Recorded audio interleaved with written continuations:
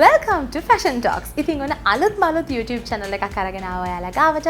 මේ channel එකෙන් මම ඔයාලත් එක්ක කතා කරන්න යන්නේ styling එහෙමත් නැත්නම් fashion ගැන.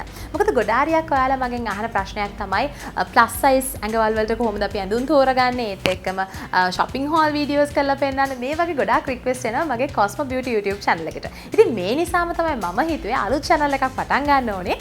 ඔයාලට මෙන්න මේ styling එහෙමත් නැත්නම් fashion tips ගැන කියලා දෙන්න කියලා.